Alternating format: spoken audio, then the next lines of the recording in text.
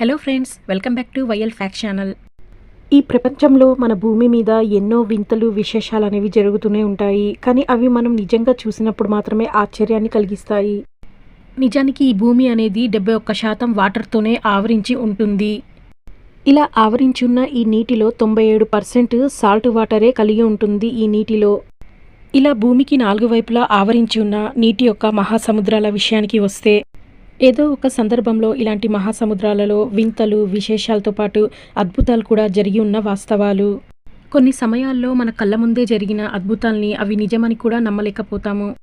మరి ఇంతకు ఈ మహాసముద్రాలలో ఏర్పడిన అద్భుతం ఏంటంటే ఫ్రెండ్, 2 మహాసముద్రాలు కలిసి ఉన్నా కానీ వాటి యొక్క నీరు అనేది కలవకుండా ఉండడం ఇదొక మహా అమేజింగ్. అవును ఫ్రెండ్, మీరు విన్నది నిజమే. అట్లాంటికా మరియు పసిఫిక్ మహాసముద్రాల మధ్య సరిహద్దు 2 ప్రపంచాల మధ్య ఏర్పడే రేఖ లాంటిది అని చెప్పాలి ఉదాహరణకి. ఫ్రెండ్స్, మరి వాస్తవానికి 2 సముద్రపు నీళ్ళనేవి ఇలా కలవకుండా ఉన్నాయా? ఇంతకు మరి ఏ సముద్రాల యొక్క నీళ్ళనేవి ఇలా కలవకుండా మనకి స్పష్టంగా కనపడుతుంది? ఇలా సముద్రాల యొక్క వాటరే కాకుండా నది యొక్క నీరు కూడా కలవకుండా ఉండి ఉంటాయా? అట్లాంటికా మరియు పసిఫిక్ సముద్రాల యొక్క వాటర్ అనేది కలవకుండా ఉండడానికి దీని వెనుకున్న వాస్తవాలేంటో మరి ఈ వీడియోలో క్లియర్గా తెలుసుకుందామా ఫ్రెండ్. ఈ వీడియోని ఎండింగ్ వరకు చూస్తేనే వాస్తవాలేంటో అర్థమవుతాయి. అట్లాంటికా మరియు పసిఫిక్ మహాసముద్రాలు కలిసే ప్రాంతం దక్షిణ అమెరికాలోని చిలీ ప్రాంతం వద్ద ఇలా జరుగుతుంది. వాస్తవానికి ఈ మహాసముద్రాల యొక్క నీరు ఒకదానితో ఒకటి ప్రవహించకుండా అండ్ అనుమతించని ఈ నీటి సముద్ర ప్రాంతం ఒక అదృశ్య గోడ లాంటిదని చెప్పాలి.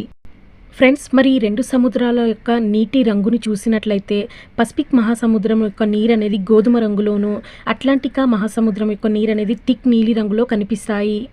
ఫ్రెండ్స్, మరి ఈ 2 సముద్రాల నీరు అనేది కలవకుండా ఉండడానికి గల కారణం ఏంటంటే, నీటి యొక్క సాంద్రత డెన్సిటీ అనేది చాలా వరకు కలిగి ఉంటుంది ఈ సముద్ర ప్రాంతంలో. అంతేకాదండి, టెంపరేచర్, సాల్టినిటీ అండ్ నీటి లవణాల వల్ల ఇలా కలవకుండా గీతలా కనిపిస్తాయి వాస్తవానికి ఈ వాటర్ అనేది. ఫ్రెండ్స్, ఒకవేళ నీటి ప్రవాహం ఎక్కువగా ఉండి ఈ 2 సముద్రాలు కలిసే సిచ్యువేషన్ వచ్చినా కానీ అవి కలవకపోవడానికి గల కారణం వాటర్ మాలిక్యూల్ అధిక డెన్సిటీని కలిగి ఉండడం కూడా ఒక కారణం. ఈ మహాసముద్రాల యొక్క నీరు అనేది ఇలా కలవకుండా వ్యతిరేకించడానికి ఇంకొక కారణం ఏంటంటే ఫ్రెండ్, పసిఫిక్ సముద్రంలో సాల్ట్ లవణతలు అనేవి తక్కువగా ఉంటాయి. అట్లాంటికా సముద్రంలోని నీరు అనేది ఎక్కువగా అధిక లవణతలను కలిగి ఉంటుంది.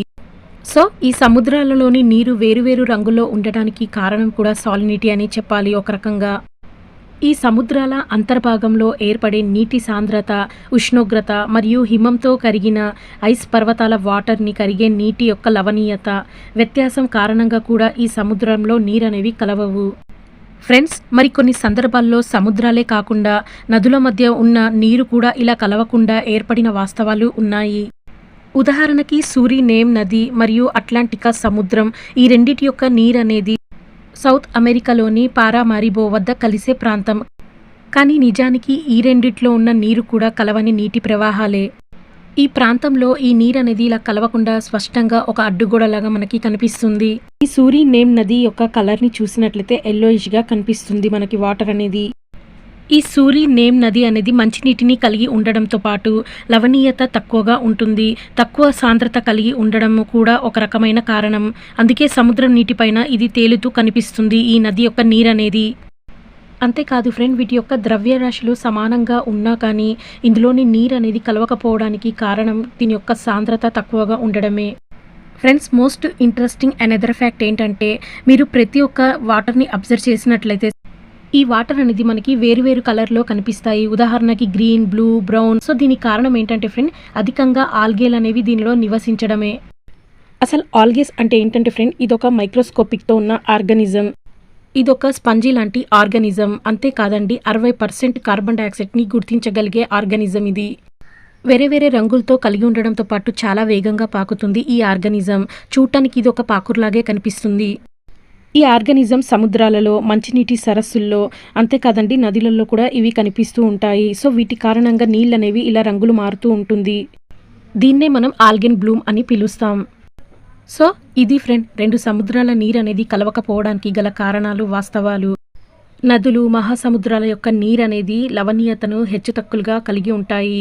దీంతో పాటే వాటర్ మాలిక్యూల్స్తో అధికంగా ఉండడము, డెన్సిటీని కలిగి ఉండడము, అధిక సాంద్రతతో కలిగి ఉండడంతో పాటు సముద్రంలో ఏర్పడే అధికమైన టెంపరేచర్ అండ్ ఆల్గెన్స్ ఇవన్నీ ఒక కారణం వల్ల ఈ 2 సముద్రాల నీరు అనేది కలవకుండా పోవడానికి గల కారణం వాస్తవాలనేవి ఇది ఫ్రెండ్స్ మరి ఈ వీడియో మీకు నచ్చినట్లయితే like, share, subscribe to my channel and పక్కనే ఉన్న బెల్ ఐకాన్ని టచ్ చేస్తే నా వీడియోస్ మీకు నోటిఫికేషన్ ద్వారా వస్తుంటాయి. Thank you for watching my video.